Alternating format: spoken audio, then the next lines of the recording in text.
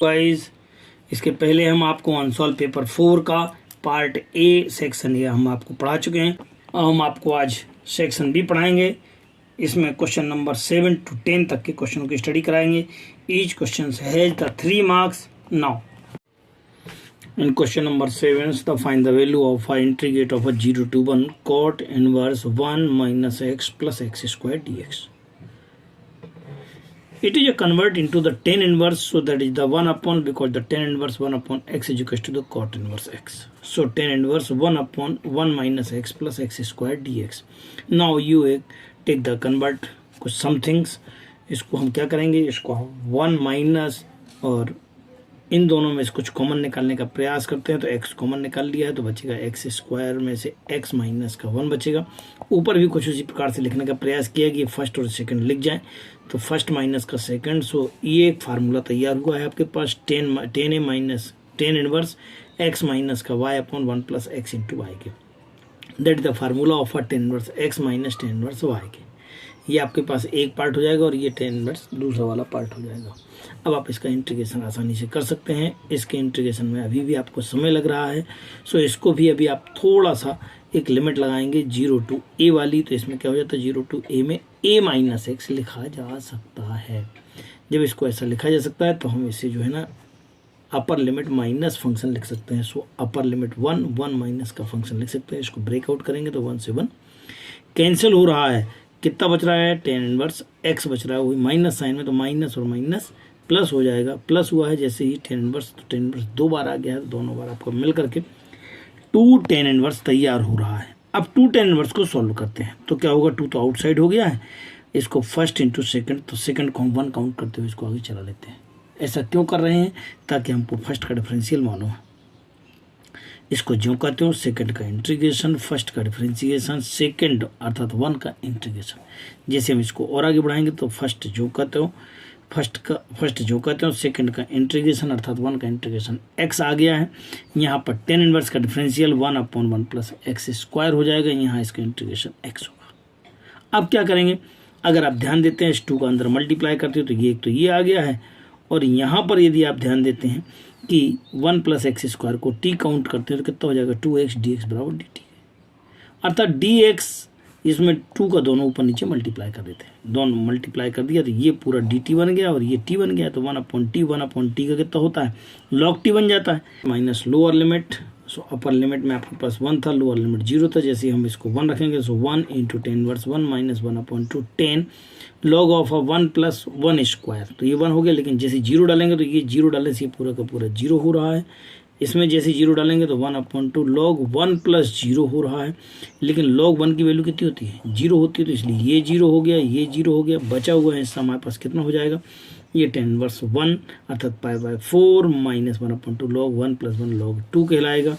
अब आप 2 का अंदर मल्टीप्लाई कर दो तो π/2 माइनस का log 2, और ये आपका कंप्लीट आंसर होगा। In question number 8 solve the differential equation of x dy upon dx plus y equal to x cos x plus sin x। इसको जैसे आप सॉल्व करने जाएंगे तब आप क्या कर सकते हैं, इसमें से जो dy अपॉन dx का मल्टीपल x है इसे हम पूरे में डिवाइड कर देते हैं, क्योंकि हमको ये सिंगल चाहिए पड़ता है। बिकॉज वी हैव द एक simple equation dy upon dx plus का py इक्वल टू q होता है। कंपेयरिंग करेंगे तो p क्या कहलाएगा, p कहलाएगा 1 अपॉन x, और q कितना हो जाएगा, ये पूरा का पूरा आपका q कहलाएगा। अब आप इंटीग्रेशन फैक्टर निकालते हैं। इंटीग्रेशन फैक्टर क्या होता है, फार्मूला होता है e to the power p dx के। तो e to the power p का वैल्यू कितना था, 1 अपॉन x था, और d dx 1 अपॉन x का इंटीग्रेशन कितना होता है, log x, log और e कैंसिल हो जाता है, कितना बचा x। अब आपके पास जो सोल्यूशन का फार्मूला होता है वो क्या होता है, y into I F equal to Q into I F D X integration. So y into I F ये वाला वैल्यू डालेंगे, q का वैल्यू कितना था 1 अपॉन एक्स, q का वैल्यू कितना था 1 अपॉन एक्स, और ब्रैकेट में x cos x plus sin x। सो ये आपने q डाल दिया है और ये आई एफ हो गया है। अब दोनों कैंसिल हो जाएंगे तो आपके पास कितना बचेगा, x cos x sin x dx और sin x dx। इसका इंटीग्रेशन करना शुरू कर देते हैं। पहला जो कहते हो दूसरे का इंटीग्रेशन माइनस पहले का डिफरेंशिएशन दूसरे का इंटीग्रेशन। अब आप इसको कैसे करते हैं, करें अपन। सो पहला जो कहते हो, सेकंड का इंटीग्रेशन कॉस का कितना हो जाता है, साइन होता है, यहाँ भी कॉस का साइन हो जाएगा। लेकिन ये इंटीग्रेशन साइन एक्स और ये वाला साइन एक्स जो कहते हो लिखा हो, ये और ये दोनों के दोनों कैंसिल हो जाएगा। बचा कितना आपके पास, एक्स साइन एक्स बचा हुआ है, प्लस का सी हो जाएगा। That means Y equal to हो जाएगा sine X plus C upon X के। लेकिन कंडीशन दी हुई है, कंडीशन क्या दी हुई है, Y equal to pi by 2 equal to 1 है।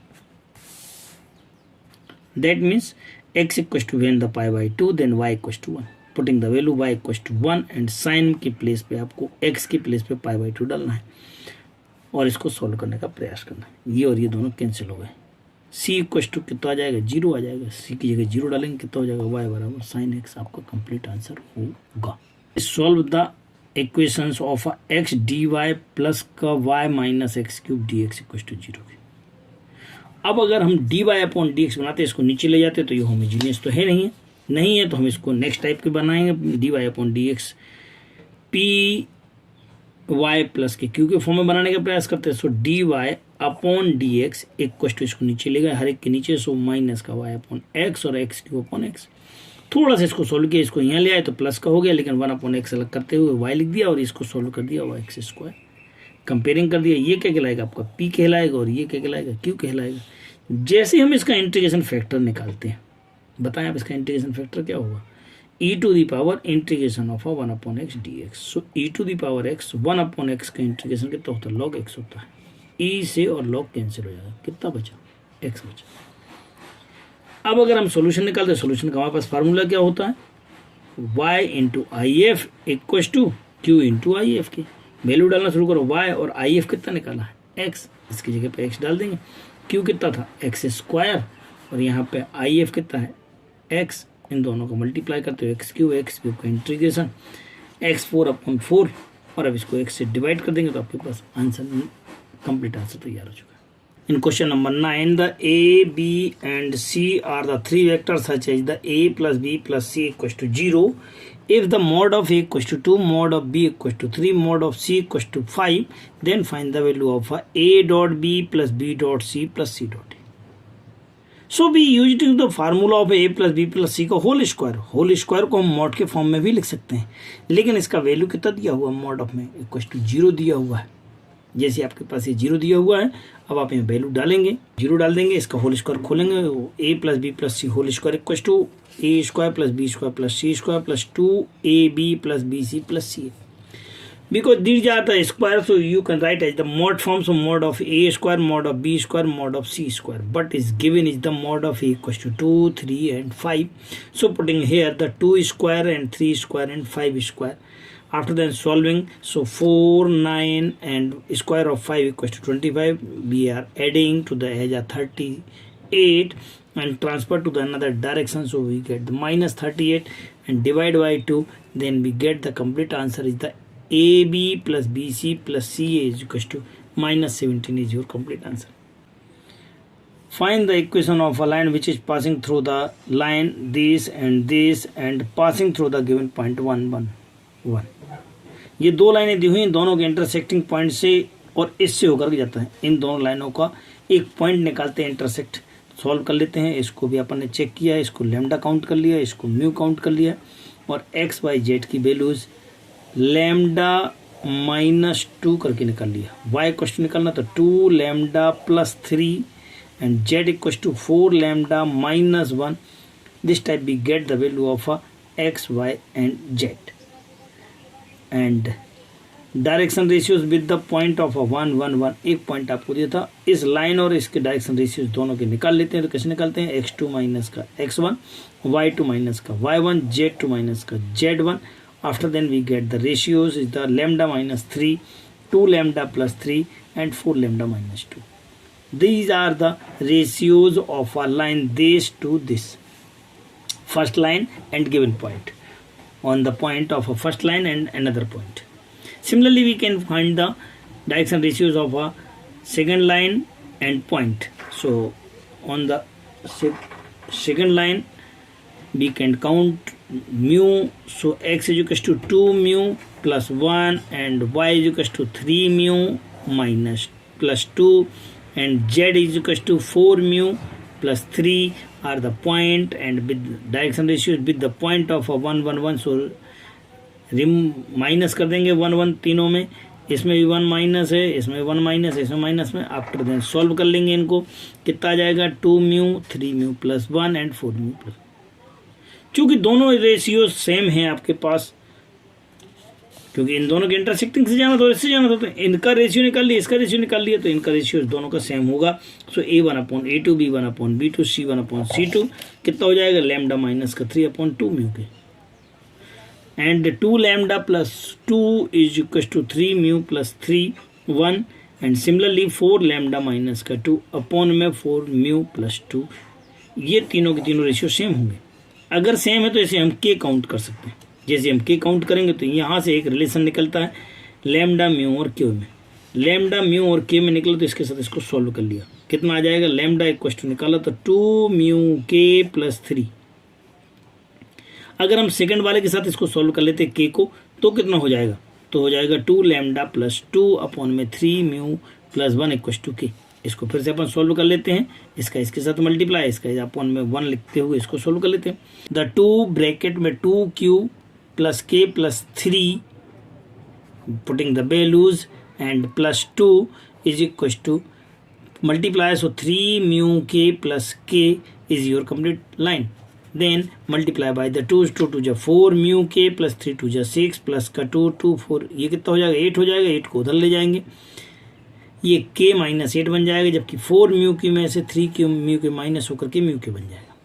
अब म्यू क्यू का वैल्यू कितना हो गया के minus 8, so putting the value in here के minus 8 and solve it, so 2 k minus का 16 plus 3, then we have 2 k minus 13, mu k equal to के माइनस का 8 and lambda equal to 2 k minus का 30, 4 के minus 2 upon में mu k plus 2 equal to के। इसको solve करेंगे यहाँ से हम, इसको जैसे हम सॉल्व करते हैं अब आपके पास कितना बन जाएगा, इसका मल्टीप्लाई इसको करेंगे तो 2 4 म्यू के प्लस का 2 के, और ये वाला 2 उधर जाकर के 2 के बन जाएगा।